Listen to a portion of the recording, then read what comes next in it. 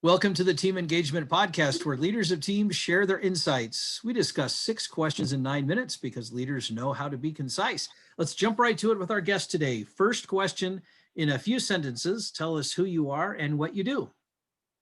Well, thank you. My name's Tabetha Sheaver, and I'm a founder, a CEO. I'm a Christian. I'm a wife. I'm a mother, a skating coach, and I guess I could say I'm formerly a city girl that's gone country.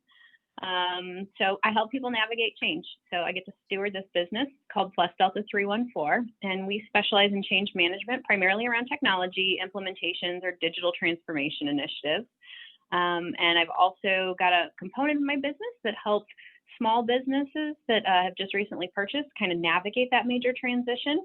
And I'm passionately involved in helping foster youth transition when they're aging out of the system. And so I really strive to pull my business and just my overall calling and purpose together by employing them in my business when possible.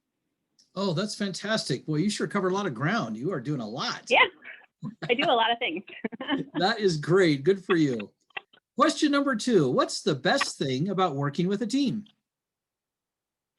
That you don't have to do everything. So I like to tell my team to do the things that they really like doing, because I know that when they're executing and they're in their comfort zone, we're going to get a much better end product.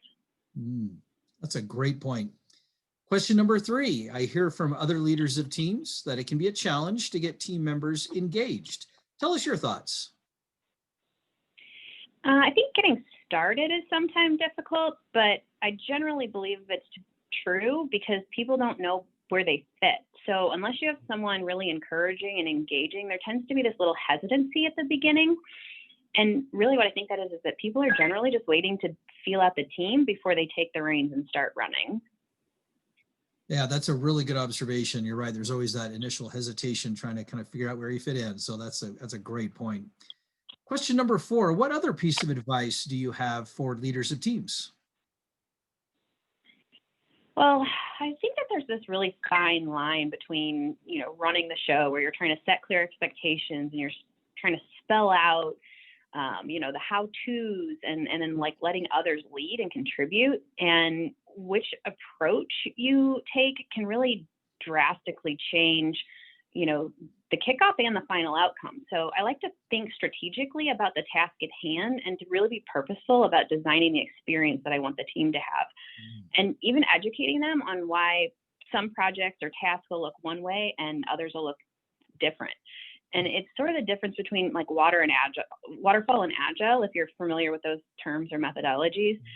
If you know what the steps need to be and that what the steps are that need to be done, and you can plan those with a pretty high degree of certainty, then that's one type of team environment. But if it's this highly complex, lots of changing variables, lots of unknowns, then I want to design that team experience to be more collaborative and fluid.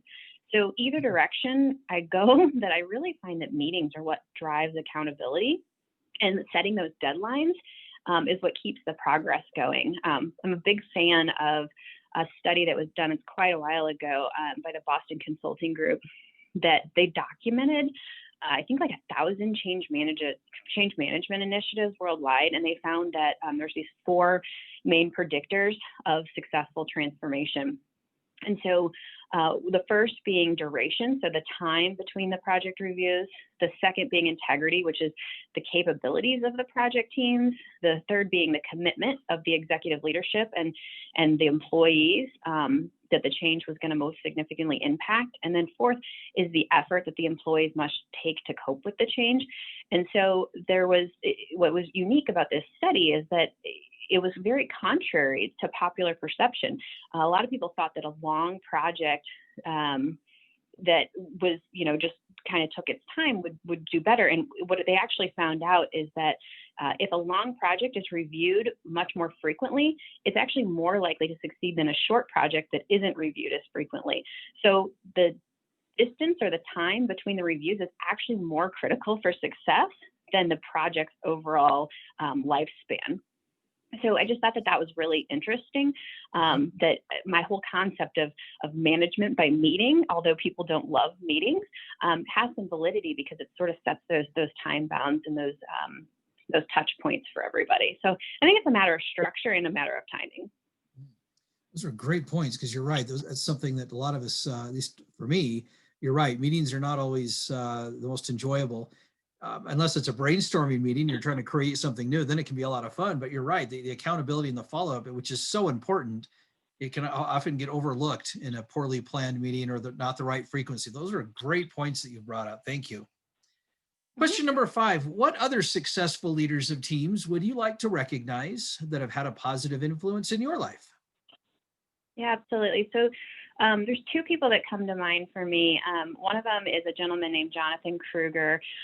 He is actually a financial wealth manager, and he runs a practice. And he's got, I don't know, a team of about 18 or 20 folks right now. And I just really love the way he has led them and grown them and really put them into roles and really put people in the right place at the right time and pulled people out of seats when they weren't the right place. So I think he's got a pretty unique perspective.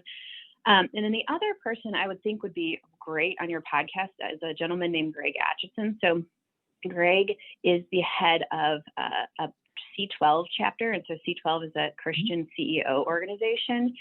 And so he gets insight into at least 12 different leaders' companies. And so he has a really unique perspective. And he actually was on the leadership development team at Boeing for, I don't know, like 20 or 30 years.